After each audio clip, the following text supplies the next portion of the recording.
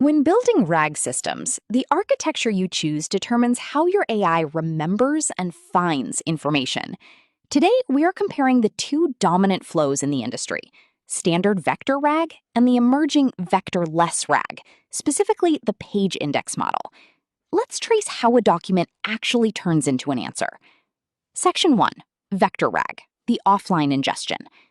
Top left, Section 1A, ingestion. Let's start with the standard path on the left. In the ingestion phase, we take a document and essentially shred it. Parse and chunk. We take the corpus and break it into fixed-size chunks, usually around 512 tokens. This is a blind process. The system doesn't know where a chapter starts or ends. Generate embeddings. Each chunk is sent to an embedding model, which converts text into a multidimensional vector, a list of numbers representing its meaning. Store in VectorDB.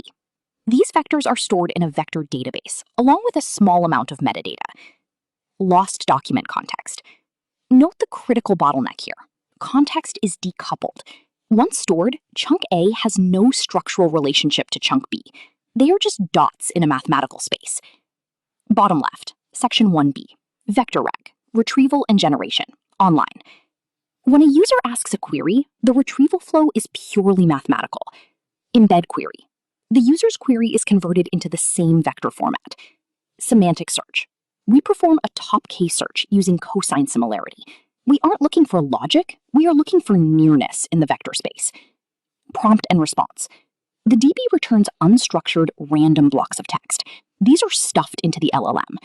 Because these chunks are often disconnected, the final response is frequently a short, surface-level answer that misses the deep, multi-hop context of the full document. Section 2, Vectorless RAG / PageIndex, the indexing. Top right, Section 2A, indexing.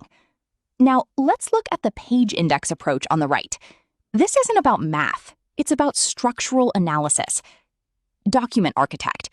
Instead of shredding the document, an LLM reads the whole thing to understand its hierarchy.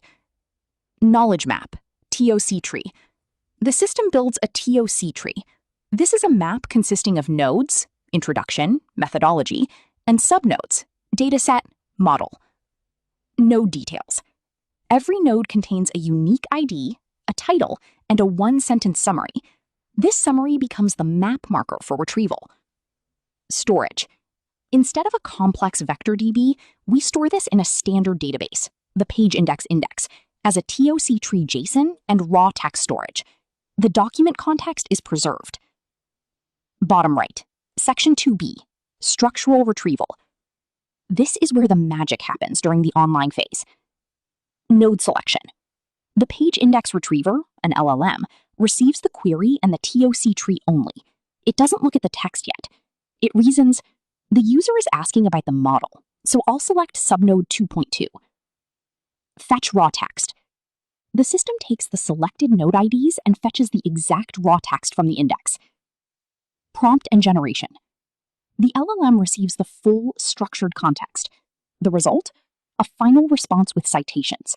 It can say, the answer is X, and point you exactly to the subnode where it found the info. The difference is clear.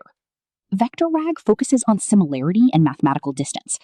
Vectorless RAG, PageIndex, focuses on context and structural reasoning. If your application demands precision and transparency, the move from proximity to structure is the way forward.